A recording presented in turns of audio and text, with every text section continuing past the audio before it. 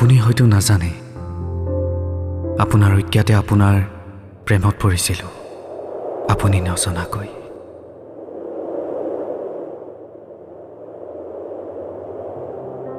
নাজানো কিয় ভাল লাগিছিল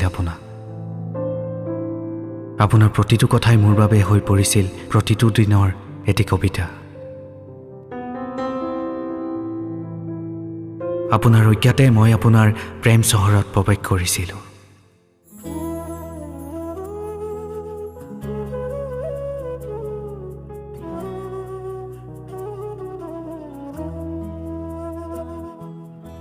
আপোনাৰ অনুমতি ল'বলৈ ভয় লাগিছিল কি জানিবা আপুনি আপোনাৰ প্ৰেমৰ চহৰত মোৰ বিৰুদ্ধে 144 ধাৰা জাৰি কৰি দিয়ে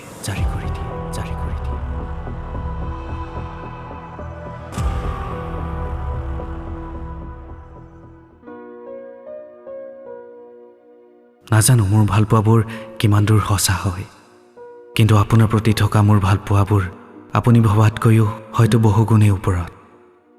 আপুনি হয়তো নাজানে মিছ ময়ূৰী দত্ত আপোনাৰ বাবে যে কোনোবাই উৰেটো নিশা উজাগৰি কটাব পাৰে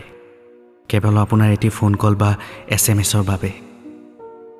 আপোনাৰ সেই ফেচবুক নম্বৰ উপত্যকাত আপোনাৰ অনুমতি অবিহনে আপুনি নজনাকৈ এটি সৰু পচা ঘৰ সাজিছিলোঁ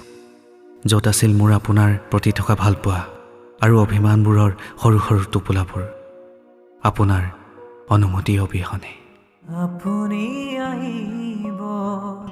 উশাহো বাঢ়িব অচিনা অনুভূতিয়ে বুকুতে নামিব অভিমানো বাঢ়িব আজি